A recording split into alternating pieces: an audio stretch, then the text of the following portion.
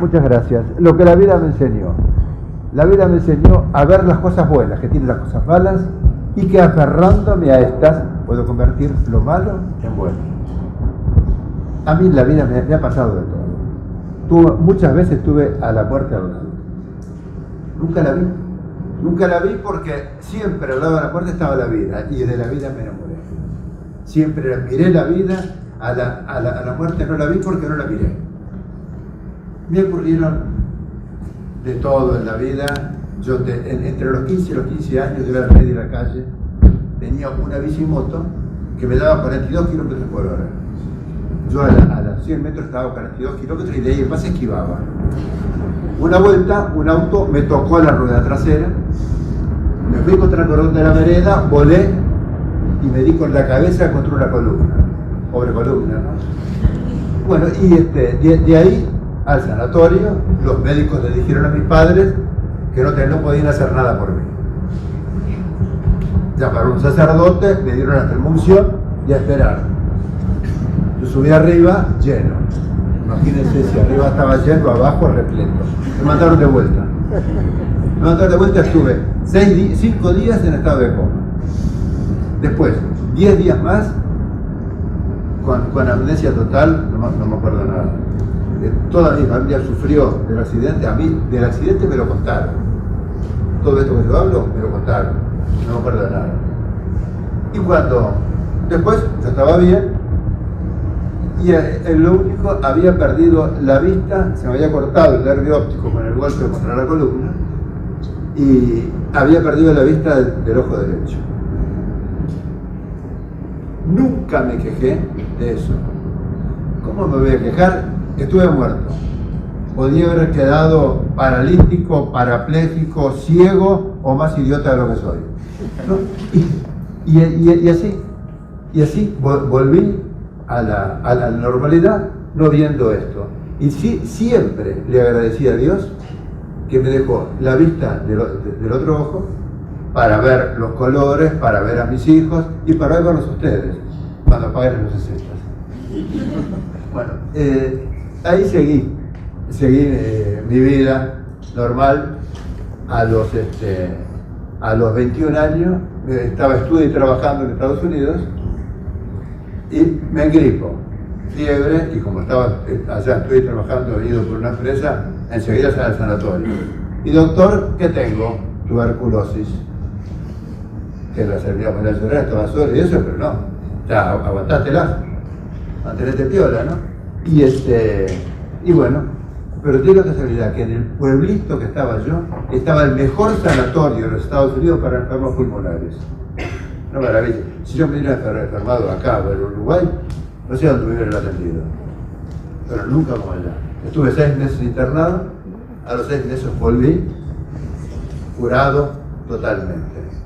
Bueno, paradójicamente con lo de la vista, yo un día tenía una enfermedad en el oído medio y me daban unos dolores en la cara que me volteaban.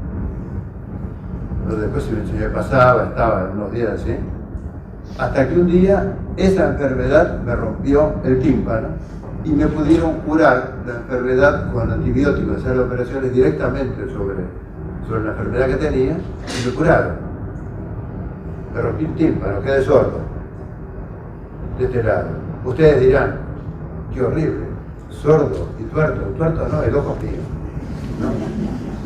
Ustedes, ¿es malo o bueno?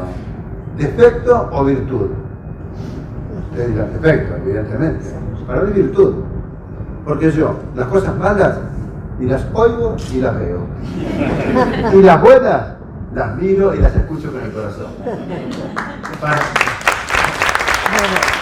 Una clave, pero yo supongo que acá debe haber algunos casados, ¿no? Sí. Mi señora, vasca, discutidora, tiene una voz con unos decibeles, pongan fuerte todo y van a ver cómo es. Ella le gusta discutir. Cuando ella quiere discutir, se parecen 2 para discutir. Yo no la oigo y no la veo. Ahora, cuando me habla, es una delicia, la miro y la escucho y es divina. Y nos llevamos a fenómeno. Por favor, señores, aquellos que tengan algún problemita, no salgan ahora y se pinchen un ojo y el oído, porque hay otros métodos que igual, con un resultado, pero no tan intensos, ¿no? Bueno, yo seguí mi vida, tuve toda clase, me dijeron no toque ahí, pero yo ya toqué, toda clase de accidentes habidos y por haber, marítimos, terrestres, aéreos, de todo, caminando, yo me los busqué toditos, y aquí estoy todavía. Quizás, pero digamos, lo más trascendental que me pasó en la vida fue el año 1972. Un primo mío que jugaba rugby en el equipo de Old Christian me invitó para ir con Liliana, con mi señora, a Chile por 5 días, porque quedaban 2 pasajes de un charter que habían contratado y que era baratísimo Chile y que te venís. Bueno, no podíamos, por cuestiones de estudio de mi señora, no podíamos ir, pero paro por tiempo indeterminado de enseñanza. El resultado, nos encontrábamos volando hacia Chile en un avión lleno de chicos. Yo del avión ese conocía a mi primo, a mi señora, por supuesto, más o menos de vista, pero a mi señora y de vista al médico que iba en la delegación. El resto conocía a los padres de algunos de los chicos que iban, pero los chicos ninguno. Y volamos en un avión lleno de jóvenes, pero divertidos, era toda alegría, toda broma. El avión se sacudía, entre las nubes volábamos, y se sacudía el avión, ¡ole, ole! Uno de los chicos agarra un micrófono y dice: por favor, señores, ajustense los cinturones para que no se desparramen los cadáveres. ¡Juá, juá, juá! Risa, todo broma, se agarramos pozos de aire tremendo, y caía el avión, y ¡ole, ole! Y de repente agarramos un pozo de aire y el avión caía, y ¡guau! Se estabilizó. Pero en el momento que se estabiliza, salimos de las nubes y miramos para afuera y estamos volando a 2 metros de la noche. Lo que podía pasar era impredecible. Liliana y yo nos agarramos de la mano, Liliana, mi señora, y yo nos agarramos de la mano y rezamos. Un golpe se partió un ala del avión. Otro segundo golpe se partió la otra ala del avión. Y en un tercer golpe, los pilotos en tren de zafar, el avión iba así. El tercer golpe, el avión chocó contra una roca, se partió en 2, la parte de atrás del avión voló con la mayor parte de las valijas y con varios pasajeros. Pero la parte delantera se agachó, se partió en el momento justo para agacharse y deslizarse por la ladera nevada de la montaña. Aterrizó al medio de lo imposible. Para mí ese fue el verdadero milagro de los Andes. Un milagro se llama milagro cuando algo bueno sucede y ninguna mano humana intervino. Pero milagro, un accidente, milagro, no. El accidente lo causaron los pilotos, que se equivocaron absoluta y totalmente del rumbo del avión, se perdieron, doblaron a la mitad de la montaña y empezaron a aterrizar allí.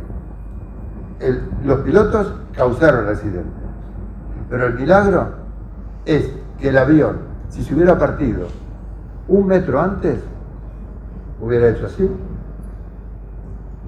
Si se hubiera partido 1 metro después, se partió en el momento justo para agacharse y deslizarse.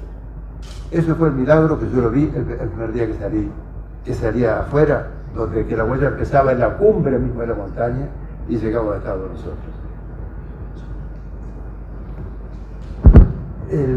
El caos, el avión se partió, quedó un hueco y se deslizó por la pendiente, dejándonos además de estar vivos, teníamos una casa habitación. Una casa habitación que nos protegíamos del frío y todo. Ahora, el caos era tremendo. Las bromas y las risas se habían transformado en actos de dolor y gritos de desesperación. Entonces, pero había que poner orden. El capitán del equipo de rugby que iba fue el que quiso poner orden, que fue el que había organizado el viaje. Entonces empezó a dar órdenes al equipo. Entonces le decía, acomodá aquí, así aquello, así. Los muertos había que sacarlos para afuera, porque no había espacio. Y los habían heridos, el médico que iba había muerto en el momento, pero había herido. El avión no llevaba un botiquín de primeros auxilios, no llevaba nada de comida porque era un avión del ejército, ¿no? Entonces mandó, había que dos chicos que eran estudiantes de medicina que empezaban medicina, estaban en el primer año de medicina, no sabían nada, pero tuvieron que ser nombrados médicos y tuvieron que enfrentar, entablillar piernas rotas, con curar heridas. Este chico tenía un fierro clavado en el vientre. ¿Qué podía hacer? Nada. Gustavo le arrancó el fierro, le metió los intestinos para adentro, le puso, le hizo un buzo, con algo así, le dijo, estás bien, andá a hacer otra cosa, que estás bien, no te va a doler. Lo convenció de que estaba bien. Si al rescate hubiera llegado el tiempo, esta situación no se creó. Lamentablemente no soportó. Pero tuvieron que, en la medicina, como en todo, tuvimos que hacer de la nada un todo. Valernos de la nada que había dentro del avión para hacer un todo. El frío era tremendo, 25 grados adentro del avión, 30 bajo cero. Estábamos así. Nos pusimos la ropa que había, pero no alcanzaba. El hombro a hombro era el abrigo más grande. 36 grados, 36 grados. No. Pero usando los forros de los asientos. Usando los forros de los asientos y los cables de la electricidad del avión, hicimos mantas, gorros, guantes, zapatones para abrigarnos. Comida, el avión no llevaba nada. Entonces, pero en las valijas que habían encontramos chocolates, los pilotos habían comprado de Mendoza vino, chocolate, unas galletitas, unas cosas, y empezamos a hacer porciones mínimas. Las galletitas se comían enseguida. Y después el alimento era un cuadradito de chocolate y una tapita de un desodorante con vino de mañana y de noche. Había que hacerlo durar hasta que llegara al rescate, que podía ser 2 días, 5 días, 8 días, no sabíamos. Ahora, si el hambre era terrible, la sed era insoportable. Nosotros nos quemábamos los labios, la lengua, derritiendo nieve en la boca. Era imposible. Pero hubo que usar el ingenio de nuevo. Y con unas chapas que tenían los asientos, hicimos unas especies de bateas, y a la hora del sol se tiraban puñaditos de nieve, y gota a gota se llenaba alguna de las botellas vacías. ¿Eso daba para saciar la sed? No, pero por lo menos para tomar un sorbo de agua por día. Nosotros escuchábamos una radio chiquita, así, por ahí haciendo una antena de punta a punta del avión. Escuchábamos radios de Uruguay, de Argentina, de Chile, y que siempre hablaban de nosotros y buenas noticias, que nos estaban buscando. Pero un día sucedió lo increíble. El líder, el que nos daba ánimo, el que decía, ya vienen, van a lanzar los helicópteros, esto, escuché la noticia que decía, se suspendía la búsqueda, que se iba a reiniciar el mes de marzo. Estamos muertos para el resto del mundo. Los únicos que sabíamos que estábamos vivos eran nosotros. Pero el líder en ese momento se derrumbó. Se derrumbó y no se animaba a entrar a avisarnos. Era la hora del más frío, a avisarnos lo que pasaba. Entonces apareció otro chico que dijo, dejá, yo voy y les aviso. Entró el avión y dice, traigo una mala noticia y una buena noticia. Bueno, dale, ¿qué pasa? Suspendieron la búsqueda. Fue como si hubiera agarrado un balde de agua helada y nos lo hubiera tirado así. Y Pero antes que el agua nos mojara, dice, sí, y es una buena noticia, porque ahora sabemos que no dependemos de nadie para salir de acá, y que nosotros podemos salir y que vamos a salir por las nuestras. Lo dijo con tal certeza que todos comprendimos que estaba diciendo la verdad, e inmediatamente nos pusimos a luchar para salir. El piloto había dicho, antes de morir, que la salida era para el oeste. Para el oeste teníamos una montaña imposible de trepar, era blanca de nieve. Nosotros no podíamos caminar por abajo, trepar era hacer una luz o cualquier cosa, ¿no? Era imposible. Entonces había que luchar. Pero los alimentos se habían acabado. Hicimos excursiones para buscar si encontrábamos alimentos en las valijas que se habían volado, y hasta las rocas que se veían, a ver si encontrábamos líquenes que sirvieron de alimento, pero todo fue infortunio. Y alguien dijo, estamos rodeados de proteínas. Nos pareció una locura porque estaba hablando del cuerpo sin alma de nuestros amigos muertos. Pero fue una cosa, no, sabíamos que en kilómetros a la redonda no había nada. Y todos teníamos motivos muy fuertes para vivir. Entonces hicimos un pacto de vida por la vida. Los 27 que en ese momento estábamos vivos, dijimos que si algo nos pasara a cualquiera de nosotros, nos sentiríamos orgullosos de que nuestros cuerpos sirvieran para salvar al resto. Entonces, pero había que romper el tabú. Y apareció un chico que con un vidrio cortó un trocito, lo comió y lo pasó a otros para que, o sea, así poco a poco pasamos todos y todos nos alimentamos.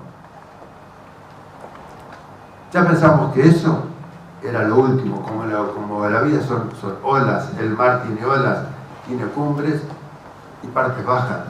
Creímos que ya después de esto estábamos en lo mismo que ahora empezaba a trepar. Eso creíamos, porque unos días después estábamos acostados para dormir, hubo un ruido sordo y después un ruido muy fuerte, y la montaña nos tiró toda la nieve que tenía y nos tapó. Quedamos enterrados. Todo el avión quedó bajo la nieve. El espacio que teníamos adentro del avión, las 2 tercios del espacio, quedó lleno de nieve.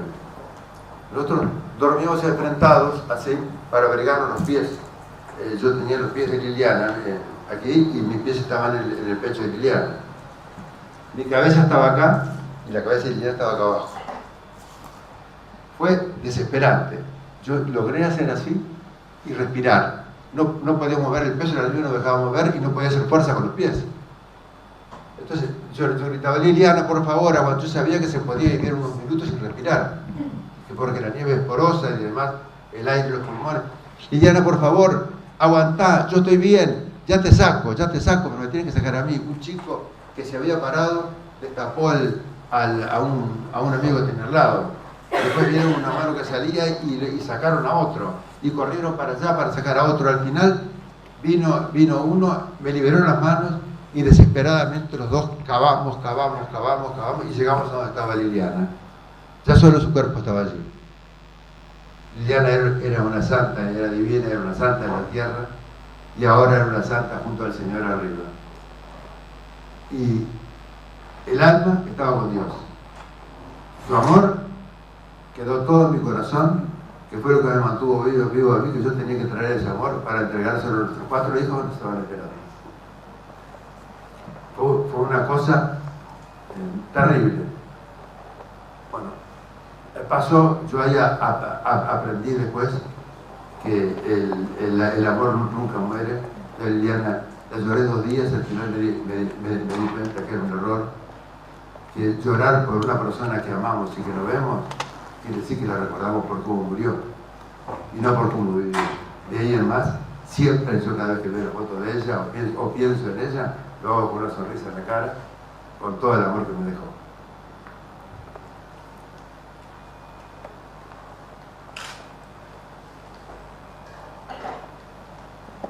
Y así hicimos excursiones, pasó el tiempo, hasta que al final a principios de diciembre, la montaña aquella que quedaba para el oeste ya se había empezado a perder nieve, entonces vamos a salir para el oeste. Se eligieron a los tres más fuertes, y los tres más fuertes se sobrealimentaron, llevaron alimentos para subir esa montaña. Y los tres subieron arriba y llegaron arriba. Del otro lado de esa montaña, según los pilotos, estaban los valles chilenos. Y llegaron arriba, y hasta donde les daba la vista eran montañas y más montañas. ¿Es que los valles chilenos no existían? No, los valles chilenos existían, pero habían aparecido una serie de obstáculos entre los valles chilenos y nosotros. La opción era ver todas esas montañas como simples obstáculos y seguir adelante, o ir abajo y decir estamos muertos. Decidieron seguir adelante. Tres subieron. Uno les dejó todo el alimento y la ropa que llevaban y bajó a avisarnos lo que había pasado. Y tres siguieron. Tres siguieron porque Dios iba con ellos. Los alpinistas de la época dijeron que ellos, bien equipados, bien alimentados, con el conocimiento comunitario que tenían, jamás hubieran logrado lo que Nando y Roberto lograron sin nada de eso. Caminaron 72 kilómetros a través de la montaña sin perderse para llegar al final a un vallecito, encontrarse con un río de por medio, que no se comunicaron por un papel porque no se oían. El arriero fue a buscar ayuda, vinieron con el helicóptero a salvarlos, y los helicópteros llegaron. Ustedes no saben la música que son, el sonido de las aspas del helicóptero, la alegría que tenemos. Estábamos salvados, nuestros objetivos de la vida se iban a cumplir. Yo iba a volver a ver a nuestros hijos. No te quejes de lo que te falta y agradece lo que te queda, pero nunca, jamás dejes de luchar por lo que deseas.